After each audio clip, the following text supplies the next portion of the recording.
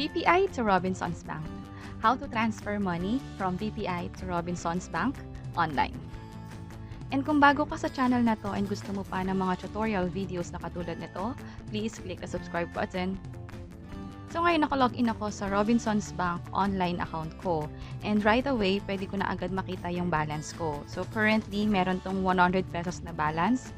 By the way, tong bank account na to is inopen ko lang online and wala rin siyang maintaining balance. Kailangan lang ng initial deposit na 100. Kung sakaling i-withdraw mo man yung 100 pesos na initial deposit mo, okay lang yun kasi nga walang maintaining balance. So walang penalty.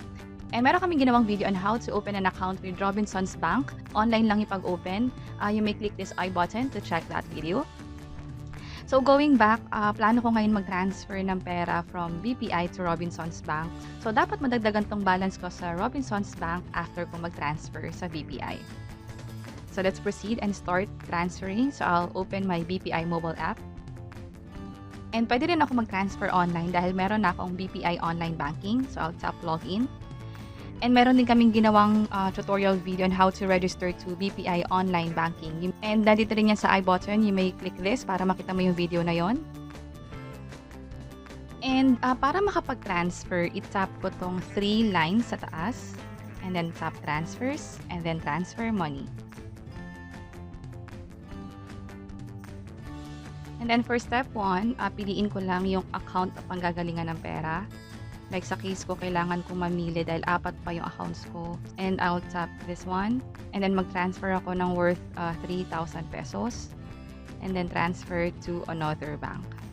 By the way, itong option na to is pwede lang gawin sa mobile app. Sa website ni BPI, hindi pwede yung transfer to another bank na feature. And then select a bank. So piliin ko yung Robinsons Bank. Ito siya. And tap OK. So, currently, ang maganda is yung transfer fee is 0 pesos. Ibig sabihin, makakapag-transfer ako ng libre from BPI to other bank. Pero sa inyo, by the time na pinapanood nyo tong video or by the time na ginagawa nyo na to, paki-double check na lang yung transfer fee. Possible kasi magkaroon na ng charges yung pag-transfer from BPI to other bank. And then, i-enter ko dito yung account number sa Robinsons Bank na pagpapasahan ko ng pera. And then for account name, kung sino yung owner ng bank account na paglilipatan, siyang ilalagay natin dito. And then for notes, optional lang naman to pero lalagyan ko na rin ng info. And then tap ko yung next na button.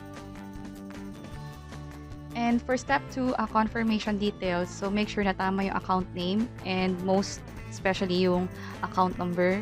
So tama naman na double check ko na and I'll tap this I agree to terms and conditions. Scroll up ko lang and then tap confirm. And then i-enter ko raw yung mobile key na sinatap ko before. For others, pwedeng OTP, pwedeng mobile key.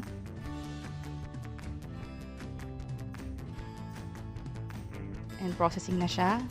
So let's see kung magpo-push through yung transaction.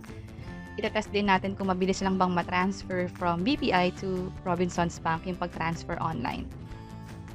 And ito na, for step 3, may confirmation dito na transfer money was successful.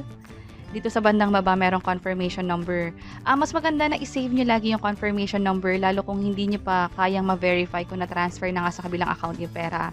It will serve as your proof and yung BPI might ask for this confirmation number kung sakaling i-investigate man nila and kung kailangan man i-refund yung pera sa account ninyo. So, i-verify na natin sa Robinsons Bank. So, na-log out ako. So, mag-login lang ulit ako. And by the way, kung sakali nagkakaroon kayo ng issue sa pag-transfer, like nag-fail nga yung pag-transfer, meron kaming ginawang video on how to report to BPI. You may click this I button para ma-access mo yung video na yon. Ito yung iba't ibang paraan para makapag-reach out ka sa BPI support. So, I'll tap login.